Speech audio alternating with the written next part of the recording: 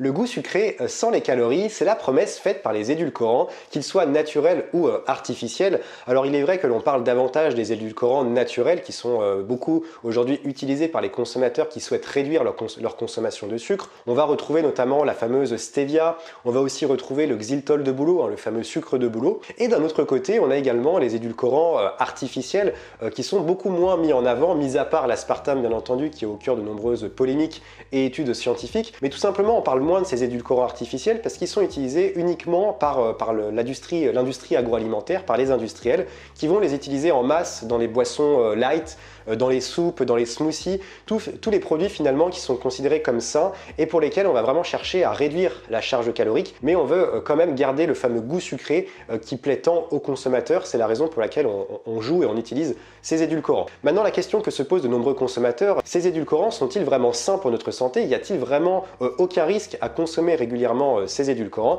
C'est la question à laquelle je vais répondre dans cette vidéo de manière très complète. Je t'invite dorénavant à mettre ton like en bas de la vidéo, abonne-toi également à la chaîne, on va bientôt atteindre les 3000 abonnés, donc n'hésite pas à me bombarder la barre des abonnements et à t'abonner à la chaîne si ce n'est pas encore fait. Et nous on se retrouve après ce petit générique.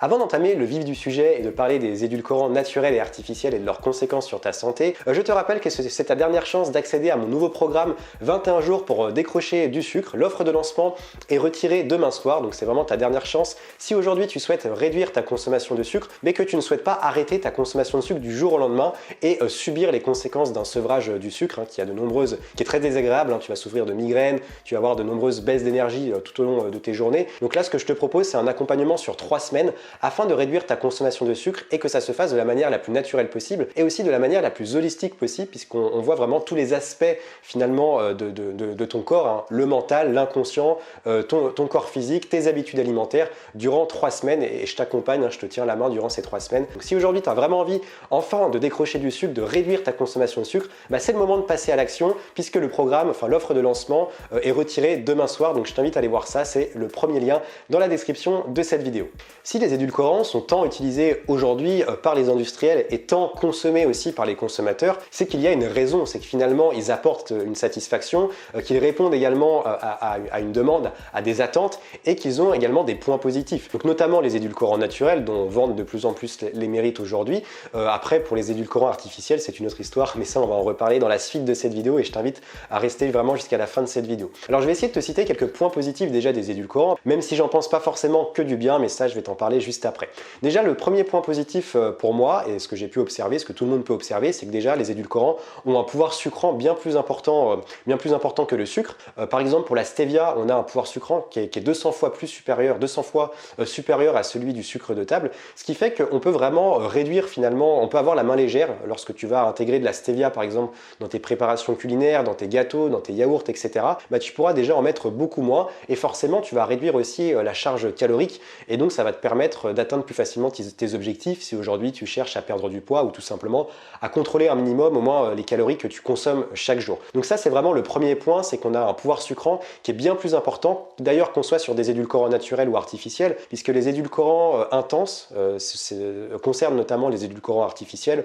On va retrouver l'aspartame, on va retrouver l'acésulfame K, on va retrouver également la saccharine. Et ces édulcorants-là, dits intenses, ce sont des édulcorants qui déjà sont très peu caloriques et qui ont un pouvoir sucrant bien plus supérieur, 200, 300, 400, voire 500 fois supérieur à celui du sucre. C'est la raison pour laquelle ils sont énormément utilisés par les industriels. Le deuxième avantage des édulcorants, et c'est un des plus intéressants et c'est la raison pour laquelle on les utilise de plus en plus aujourd'hui à l'heure où on prône les régimes, on prône la perte de poids, etc. Bon, tu sais ce que je pense de ça d'ailleurs. Alors c'est vrai soit ils sont très peu caloriques, soit ils contiennent quasiment pas de calories ou parfois il y a certains édulcorants qui contiennent vraiment 0 calories. Alors c'est vraiment intéressant, mais il faut bien faire la distinction entre deux types d'édulcorants, puisqu'on a des édulcorants qui sont dits de charge, ce sont notamment des polyols, et tu sais que les polyols ce sont notamment des FODMAP, donc des sucres qu'on va retrouver naturellement dans certains certains fruits, dans certaines céréales. Donc en fait, ce sont des sucres qu'on va retirer de certains produits naturels, qu'on va transformer chimiquement pour en retirer des édulcorants dits de charge. Donc par exemple, pour citer quelques polyols, on retrouve le mannitol, le sorbitol, on retrouve le xylitol de bouleau, qui est un édulcorant naturel. Et ces édulcorants de charge sont un peu plus caloriques que les édulcorants intenses, qui eux ont un pouvoir sucrant énorme et ne contiennent quasiment pas de calories. Donc ce sont ceux dont je t'ai parlé juste avant, l'acésulfame K, le cyclamate de sodium, l'aspartame, etc., etc. Donc faut vraiment faire la distinction entre les édulcorants dits de charge, donc notamment les polyols, et les édulcorants dits intenses. Le troisième point positif des édulcorants, et c'est notamment c'est le cas de l'aspartame, l'aspartame a été créé dans ce but-là, c'est qu'il ne perturbe pas la glycémie et ne sollicite pas une production d'insuline. Enfin ça c'est en théorie, on va voir que ce n'est pas si simple que ça juste après dans cette vidéo. Donc tu sais que l'aspartame a été créé notamment aux États-Unis dans les années 70 et ça a été créé dans le but de lutter contre l'obésité, puisqu'on a vu que de plus en plus de personnes souffraient d'obésité, d'insulinorésistance, et que ces personnes-là devaient considérablement réduire leur consommation de sucre, de sucre de saccharose. Et on a donc inventé l'aspartame qui permet d'avoir ce goût sucré, mais sans produire de réaction insulinaire. Donc finalement, ça ne joue pas du tout sur la glycémie. Sauf que maintenant, on le voit d'après les études que finalement, les personnes qui consomment énormément de boissons light et énormément d'édulcorants artificiels ont tendance en complément à consommer énormément de produits sucrés qui contiennent du vrai sucre. Ça, je vais t'en reparler tout à l'heure. Donc c'est quand même un avantage, puisque on peut consommer, les personnes diabétiques peuvent encore avoir ce goût sucré en bouche,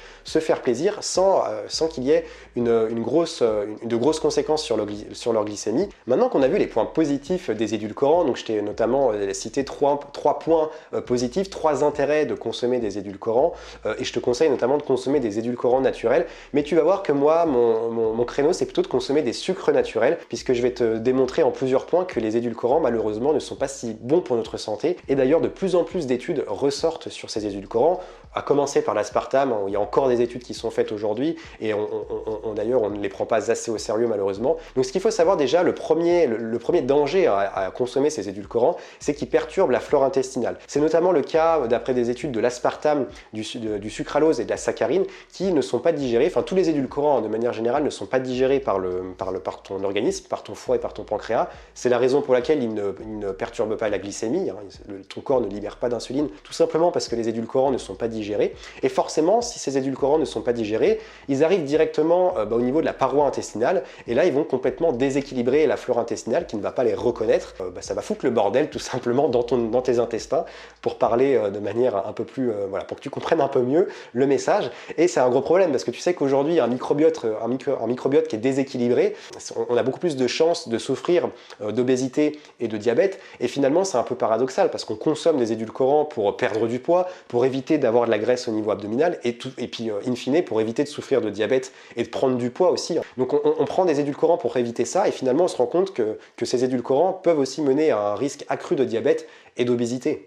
Le deuxième problème des édulcorants, et pas des moindres, c'est que lorsque tu consommes des édulcorants, certes, tu consommes pas de calories, voire très peu de calories, contrairement au sucre. Par contre, ton corps reconnaît les édulcorants comme du sucre, c'est-à-dire qu'au niveau de ton cerveau, ça va agir de la même manière. Les hormones du bien-être vont être libérées, à savoir la dopamine, la sérotonine, les hormones bêta-endorphines, etc. Et les hormones du stress, elles, vont avoir tendance à redescendre, cortisol, adrénaline, etc.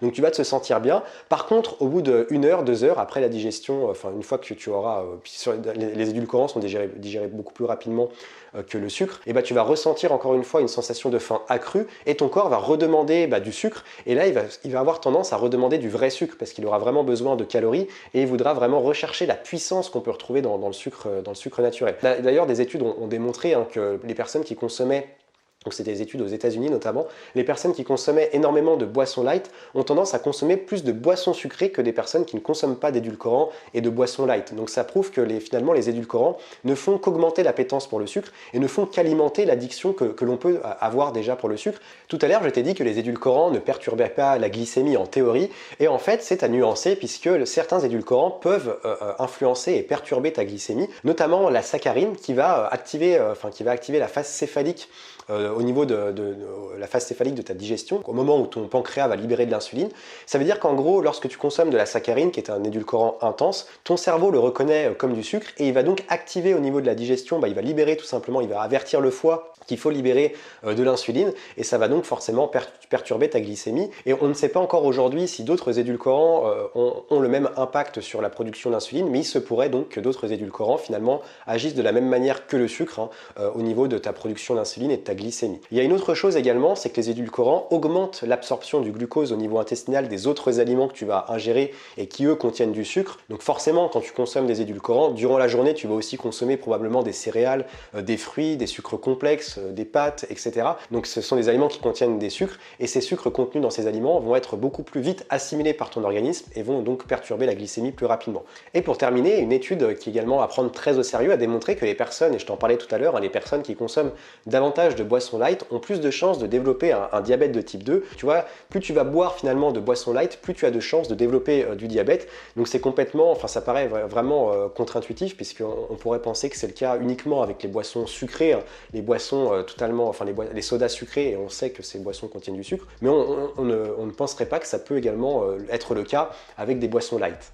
Une autre chose également, c'est que certains édulcorants seraient également à l'origine de certaines tumeurs. Alors ça c'est vraiment à nuancer, il n'y a pas vraiment d'études qui prouvent, enfin du moins ça n'a pas été validé par les autorités sanitaires européennes et même mondiales, parce que c'est surtout des études qui concernent les États-Unis. Là pour le cas c'est une étude italienne qui a vraiment fait du bruit, une étude italienne qui a vraiment fait du bruit, une étude datant de 2005, c'est l'étude de la fondation Ramazzani en Italie qui a fait donc des études sur des souris qui ont été soumises à une consommation d'aspartame durant plusieurs jours et on a donc évalué les risques de tumeurs chez ces souris bien plus importantes que des souris qui n'en consommaient pas. Donc ça a vraiment fait du bruit, sauf que ça n'a jamais été pris au sérieux puisque ce sont des études qui ont été réalisées uniquement sur des souris et on ne peut pas du coup forcément faire un lien sur les humains. Malheureusement, on en fera quand on commencera à s'apercevoir qu'il y aura des conséquences et moi je pense que ça va être le cas, mais c'est toujours la même chose, tant qu'il n'y a pas de conséquences, on ne peut pas directement agir. Et d'ailleurs d'autres études, un peu plus tard, mais en 2011, d'autres études ont encore été faites sur l'aspartame, enfin avec l'aspartame sur des souris, et là on avait encore une fois démontré que ces souris avaient encore plus de chances, enfin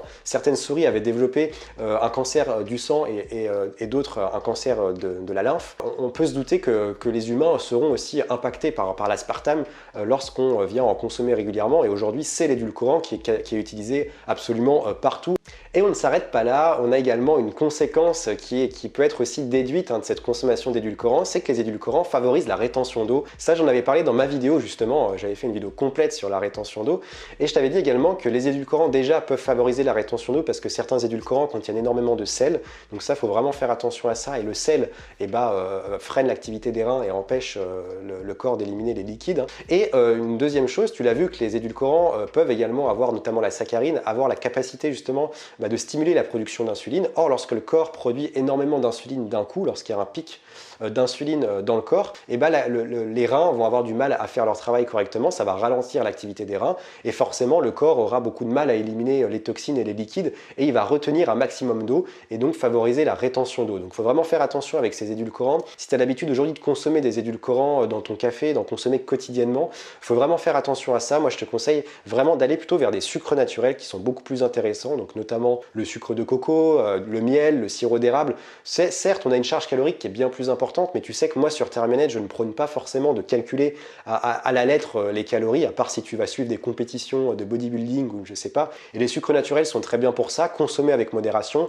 Ils permettent déjà d'éviter d'alimenter ton appétence pour le sucre comme peuvent le faire les édulcorants, puisque ce sont du vrai sucre, ton corps sait que c'est du sucre, et donc il sait qu'il faut en consommer avec modération. Dis-moi dans les commentaires si tu as l'habitude de consommer des édulcorants, quelles sont les marques d'édulcorants que tu consommes, et quels sont également les types d'édulcorants que tu consommes, si bien entendu tu le sais. Sinon, tu as juste à retourner la boîte et regarder les ingrédients, et ça te dira quels sont les édulcorants, et tu en as sûrement que j'ai cité durant cette vidéo. Maintenant, si tu souhaites aller plus loin, si tu souhaites vraiment réduire ta consommation de sucre, si tu as vraiment une addiction au sucre, ou que le sucre perturbe vraiment ta vie et également ta santé physique, ça te crée des troubles digestifs, que ça te crée des sauts d'humeur, que tu as peut-être des douleurs aussi durant les règles, parce que c'est relié, si tu as aussi des problèmes de peau depuis très longtemps, forcément c'est évident que le sucre a un impact sur tout ça. Donc moi ce que je te propose, c'est de te prendre la main et de t'accompagner durant 3 semaines avec un sevrage totalement naturel, un sevrage en douceur, où je te donne des astuces clés, un plan alimentaire tout simplement sur mesure pour qu'on puisse réduire ensemble ta consommation de sucre et mettre en place des habitudes durables